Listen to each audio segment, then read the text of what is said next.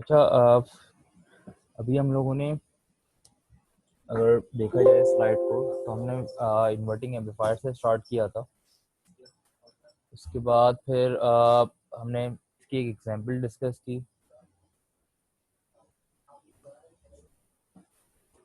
Then फिर हमने देखा कि एम्पलीफायर सीएमआर का क्या इफेक्ट होता है एंड देन इसी इन्वर्टिंग एम्पलीफायर की एग्जांपल अभी देख ली थी। अच्छा, अब हमारे पास नॉन इन्वर्टिंग एम्पलीफायर था। फिर नॉन इन्वर्टिंग एम्पलीफायर की इनपुट आउटपुट इक्वेशंस हमने फाइंड आउट की। उसके अलावा नॉन इन्वर्टिंग एम्पलीफायर अगर हम कंसिडर कर रहे हैं तो इसके रेफरेंस से हमारे पास क्या डिफरेंस आएगा क्लोज लूप वोल्टेज गेन में। इसके अलावा अगर हम बात करें मैक्सिमम फ्रिक्वेंसी की तो मैक्सिमम फ्रिक्वेंसी में क्या डिफरेंस आ रहा होगा।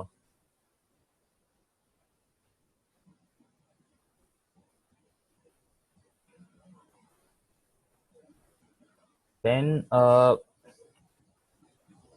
हमने एक इसके समराइज एक रिव्यू देखा था जिसमें हमें इन्वर्टिंग और नॉन इन्वर्टिंग एम्पलीफायर जो अब तक हमने डिस्कस करा है उसके फैक्टर देखे थे कि क्या क्या चीज़ें हमने इसमें फाइंड आउट करी थी।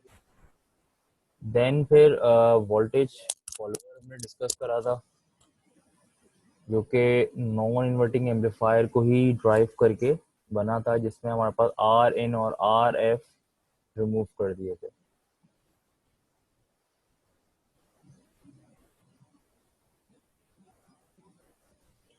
अच्छा, अब थोड़ा सा देख लेते हैं कि अगर हम कोई भी ऑपरेशन एम्पलीफायर कंसिडर करें रिस्पेक्ट टू ट्रबल शूटिंग कि लेट्स से आपके पास कोई एम्पलीफायर आप यूज़ कर रहे हैं और उसका जो आउटपुट है वो आपके डिजायर्ड वैल्यू के बराबर नहीं आ रहा या फिर वेव शेप में डिफरेंस आ रहा है, तो वो क्या क्या फैक्टर्स हैं जिसकी वजह से ये चेंज आ सकता है वो अभी हम देख रहे हैं।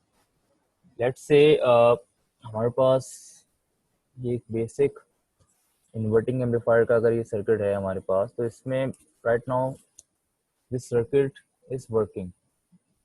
अब यहाँ पे हम देख सकते हैं we have R in R F and R L. उसके हिसाब से हमारे पास क्या हुआ कि हमारे पास क्योंकि ये इन्वर्टिंग एम्पलीफायर है तो हमारे पास output 180 degree phase shift produce करके आ गया डिजायर्ड वैल्यू पे।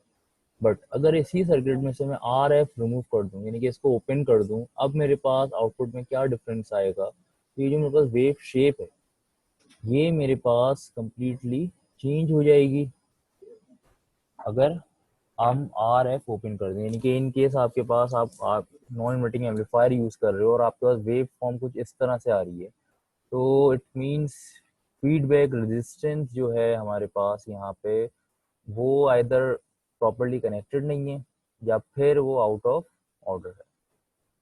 इसी तरह अगर हम आर इन ओपन कर देते हैं तो अब हमारे पास अगर इस सर्किट को देखेंगे तो जो भी हमारे पास इनपुट पे होगा वो एज इट इज क्या होगा आउटपुट पे चला जाएगा।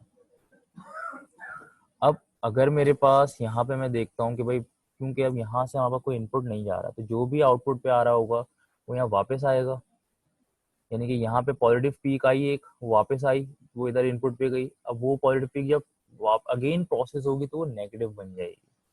देन ये नेगेटिव आएगा इधर इनपुट पे, देन आउटपुट की तरफ आएगा तो नेगेटिव वापस पॉजिटिव हो जाएगा। इट मीन्स ये क्या होगा, एक टू एंड फ्रो मोशन कह सकते हैं या फिर एक ऑसिलेटरी मोशन प्रोड्यूस हो रही होगी, बिकॉज एक बार सिग्नल पॉजिटिव होगा देन एक बार नेगेटिव होगा।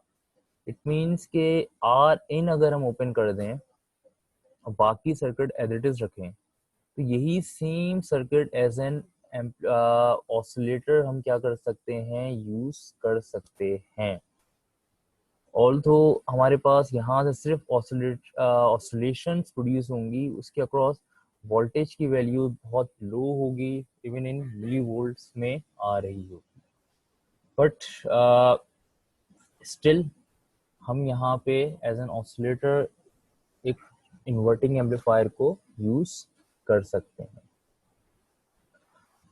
तो ये हमारे पास एक बेसिक इसके अंदर ट्रबल शूटिंग स्टेप्स थे जो कि हम देख सकते हैं इन केस हमारे पास जो सिग्नल है वो डिजायर्ड वैल्यू का आउटपुट पे नहीं आ रहा।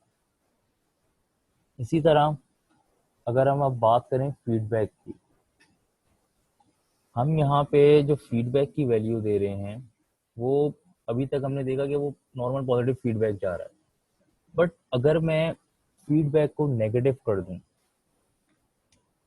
यानी कि मेरे पास जो फीडबैक आ रहा है वो 180 डिग्री फेज शिफ्ट हो जाए, उस सिनेरियो में हमारे पास क्या होगा? तो यहाँ पे अगर हम देखते हैं कि अब यहाँ पे अगर हम इनपुट की बात कर रहे हैं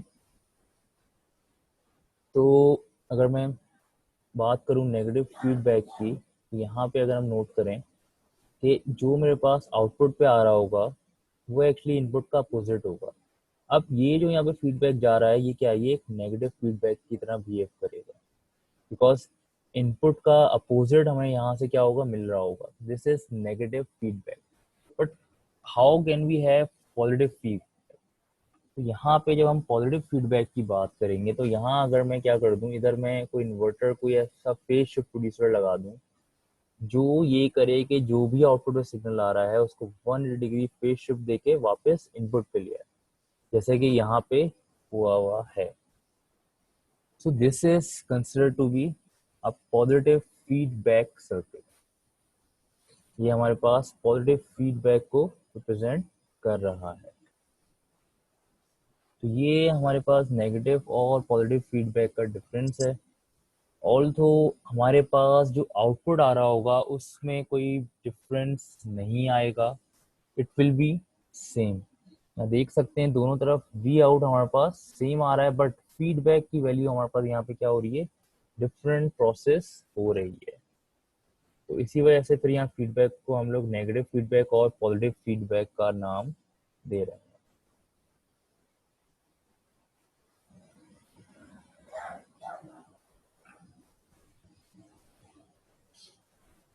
अच्छा, ऑसिलेटर ऑलरेडी अभी हम देख चुके हैं कि ऑसिलेटर किस तरह से वर्क कर रहा होगा, तो उसमें फिलहाल हमारे पास और कोई चीज़ नहीं है, क्योंकि प्रीवियसली जो ऑसिलेटर देख रहे थे तो उसका बेसिक काम यही था कि वो एक सिग्नल को क्या कर रहा था? एक टू एंड फ्रो मोशन में कन्वर्ट कर रहा था। तो अगर इसको हम अब समराइज करें नेगेटिव और पॉजिटिव फीडबैक को, तो नेगेटिव फीडबैक की अगर हम बात करते हैं तो वो हमारे पास क्या होगा? Respect to input 180 degree out of phase होगा, जैसे कि यहाँ पे हमारे पास नॉर्मल फीडबैक के अंदर हो रहा है for for inverting amplifier. But if you are considering positive feedback तो वहाँ पे फीडबैक वैल्यू जो है वो इन फेज होगी with input value just because of 180 degree phase shift. अब ओवरऑल अगर हम बात करें तो टोटल वोल्टेज फेज शिफ्ट की अगर हम बात करते हैं, अगर हम पॉजिटिव फीडबैक को भी कंसिडर करें तो क्योंकि वो ओवरऑल 180 डिग्री और 180 डिग्री 360 हो जाएगा, तो हमारे पास आउटपुट रिजल्ट जो है वो सेम ही रहेगा। बट एक जो प्लस पॉइंट है पॉजिटिव फीडबैक का वो ये है कि it could be used as an oscillator, just because यहाँ पे क्या हो रहा है? हम यहाँ पे एक ऑसिलेटरी मोशन प्रोड्यूस करवा रहे हैं 180 डिग्री फेज शिफ्ट देके, तो हर बार अपने आप को क्या करेगी? चेंज कर रही होगी अपने डायरेक्शन को।